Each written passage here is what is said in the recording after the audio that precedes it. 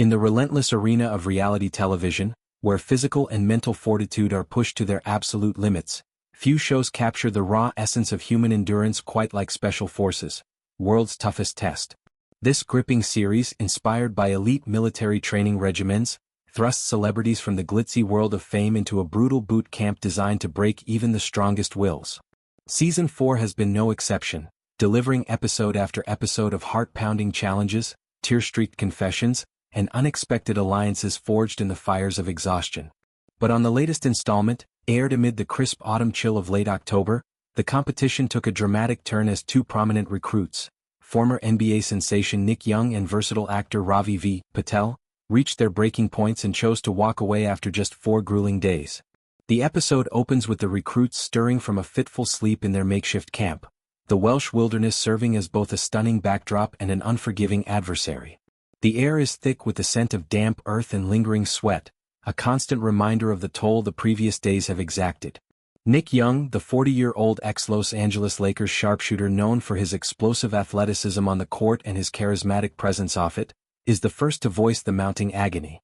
As he peels back the thin blanket covering his battered body, his eyes fall on his swollen knee, a grotesque testament to the obstacle courses and high-impact drills that have defined the show's early stages.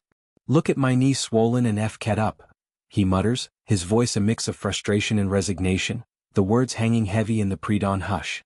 Young's NBA career was a whirlwind of glory, 3 championships, a reputation as a clutch performer, and a life of luxury endorsements that shielded him from such visceral pain. Yet here, stripped of his highlight reel dunks and celebrity perks, he confronts a vulnerability that no three-point shot could ever prepare him for. "I'm gonna be out for a month," he adds, the realization dawning that this injury isn't just a setback, it's a potential career-ender in the high-stakes world of professional basketball recovery. Not far from Young's bunk, Ravi V. Patel grapples with his own demons.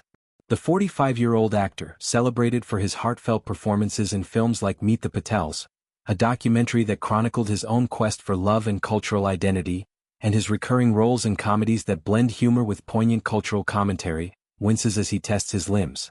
"I'm in pain today," he admits, his tone laced with the quiet determination that has endeared him to audiences. Patel's journey to this show wasn't one of athletic prowess but of personal reinvention. As an immigrant's son navigating the cutthroat entertainment industry, he has always embodied resilience, turning personal stories into universal tales of perseverance. But the unyielding demands of Special Forces, crawling through mud under razor wire, scaling sheer rock faces with ropes that chafe like fire, and enduring sleep deprivation that blurs the line between reality and hallucination, test limits he never knew he had. His body, tuned for the controlled chaos of a film set rather than the primal savagery of military simulation, screams for mercy. The sentiment of weariness ripples through the camp like a contagion. Supermodel Chanel Iman, whose lithe frame has graced runways from Paris to New York and whose poise under pressure has made her a fashion icon, shares a rare moment of candor. "I've never felt so old in my life. Can't keep up," she confesses, her words cutting through the group's collective haze. At 35, Iman is no stranger to the physical rigors of modeling, endless hours in heels, jet-lag-fueled shoots, and the scrutiny of a billion eyes, but this is a different beast. The show's challenges demand not elegance but raw, animalistic survival, forcing her to confront the fragility beneath her sculpted exterior. Sensing the fraying morale, the training directors, seasoned Special Forces veterans Jason "Foxy" Fox, Mark "Billy" Billingham and Rudy Reyes, convene in a shadowed corner of the camp. These men aren't mere hosts. They are architects of torment, their scarred faces and steely gazes a living history of real-world operations from counter-terrorism raids to desert patrols. Fox, with his background in the UK's elite special boat service, leans in first. "There's certain people on the course who have gone their distance, and if we don't weed the weaker members out, it's going to start bringing the rest of the course down," he states flatly, his British accent underscoring the no-nonsense ethos. Billingham, a SAS legend known for his unyielding discipline, nods in agreement. "We need to go into another gear. Let's ramp it up," he declares, his voice a gravelly command that brooks no dissent. Their strategy is surgical.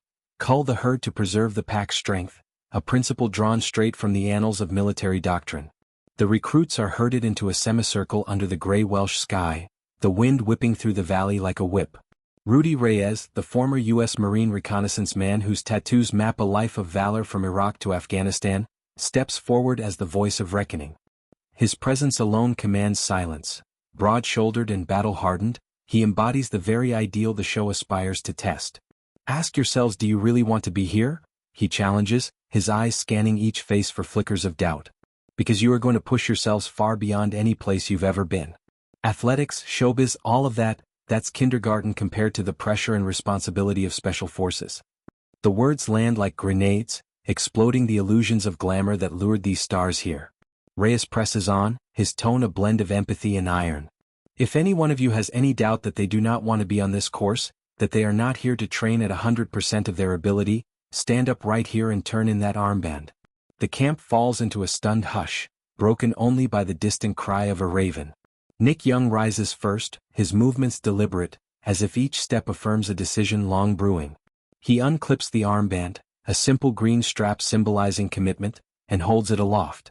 "I'm ready to go," he says, the finality in his voice echoing across the clearing.